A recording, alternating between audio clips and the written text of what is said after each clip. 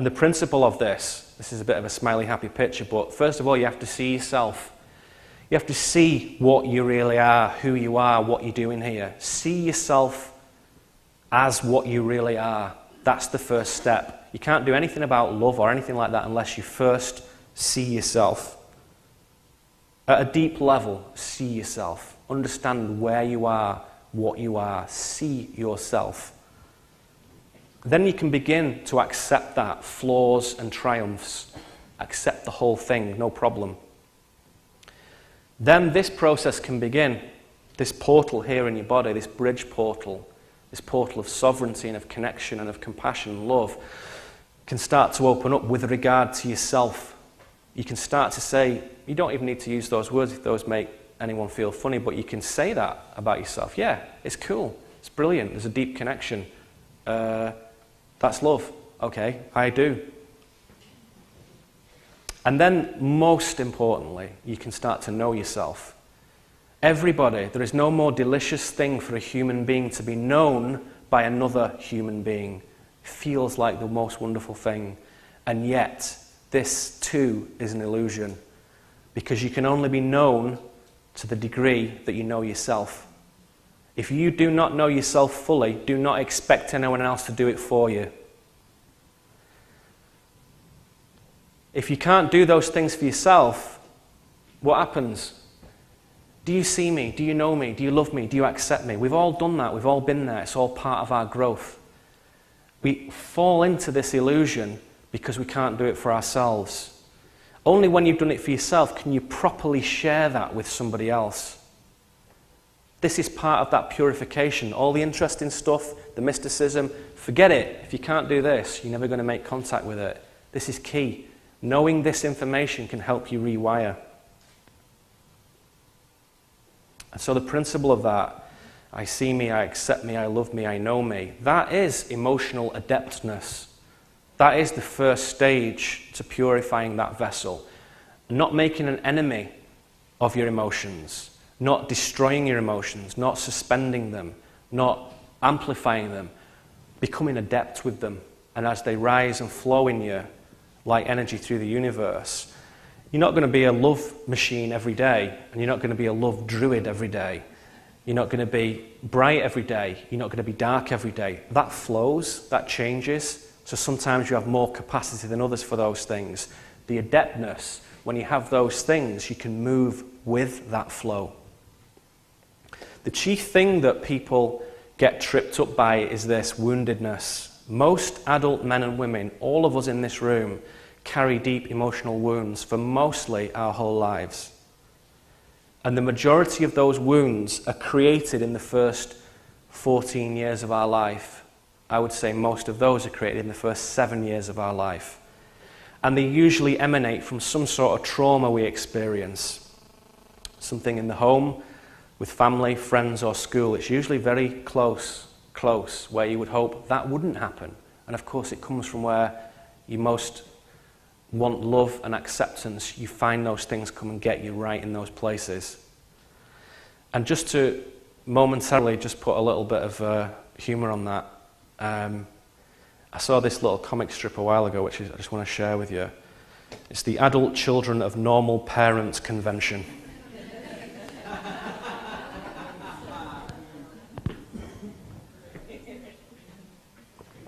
So if you think that your mum and dad made some mistakes, yes, they did.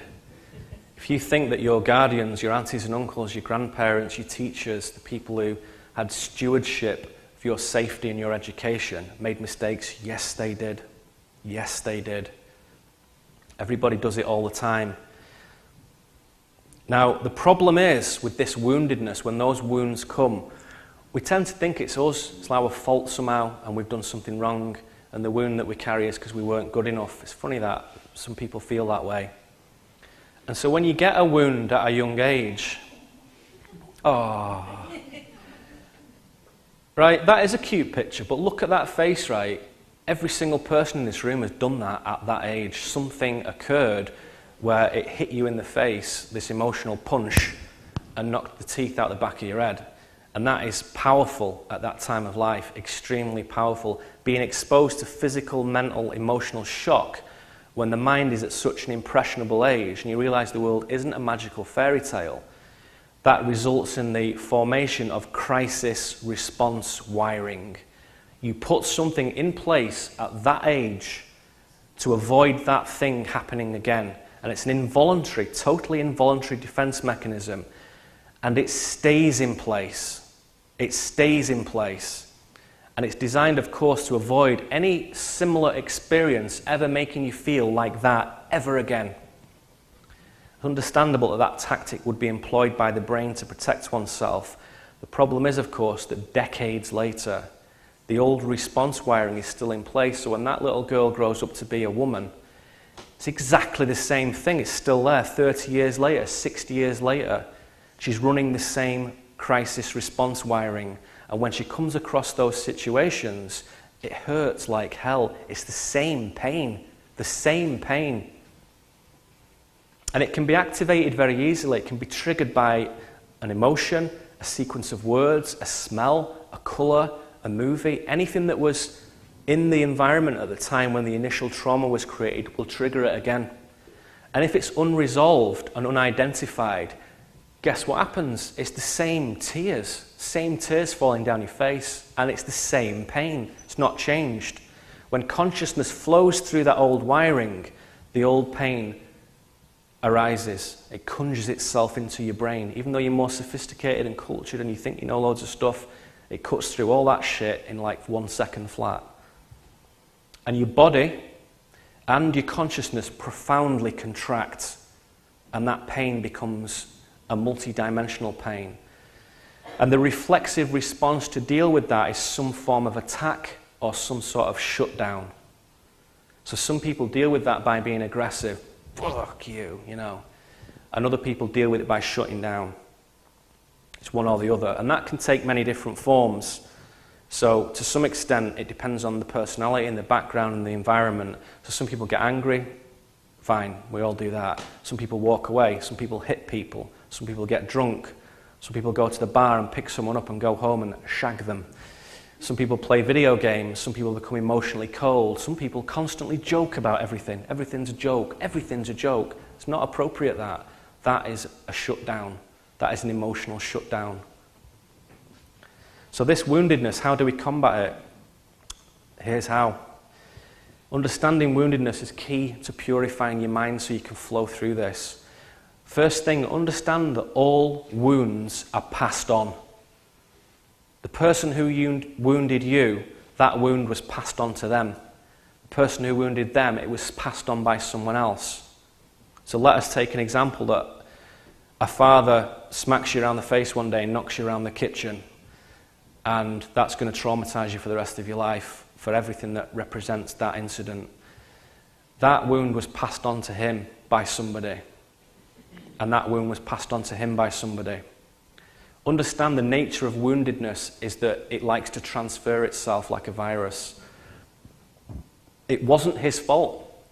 It wasn't your father's fault for doing that, because he was wounded and he wasn't in his power. He wasn't conscious enough to take ownership of that and do something about it, so he was spreading his wound. If he wasn't wounded, he wouldn't have done it. It's not personal.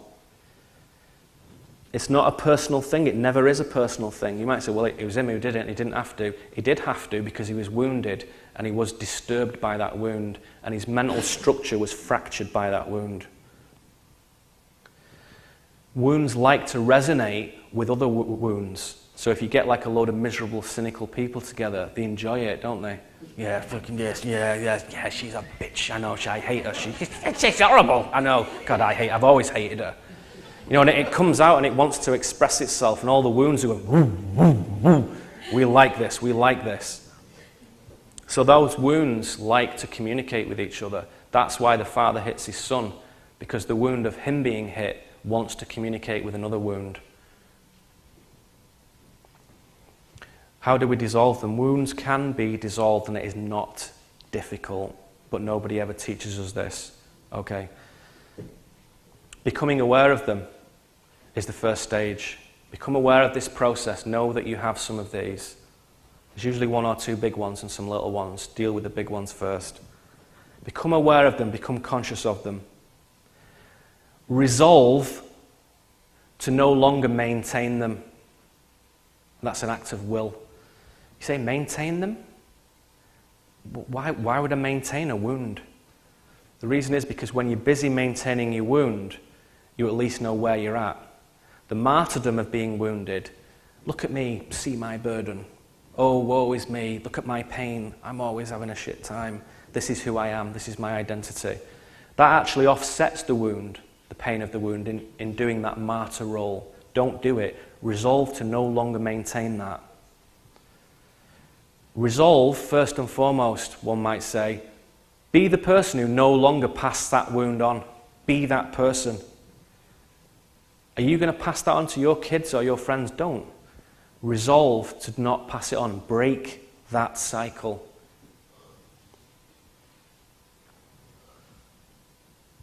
You have to accept who you are without the wound. Again, that might sound strange. Human beings have an enormous capacity for misery. They can carry masses of suffering over the hills and valleys for eons without too much trouble. People don't know what life will be like without their old pain because they identify with it. And they think it's somehow part of their personality, that pain, that woundedness. And if that goes away, they'll become something new, something different, not the same person they used to be. And that's a weird thing. So you have to accept that you're going to change when that wound goes away, but it's going to be totally cool, and you have to understand that. First, you have to have faith in that, but as it happens, you'll have an understanding that it's a knowing that it's changing.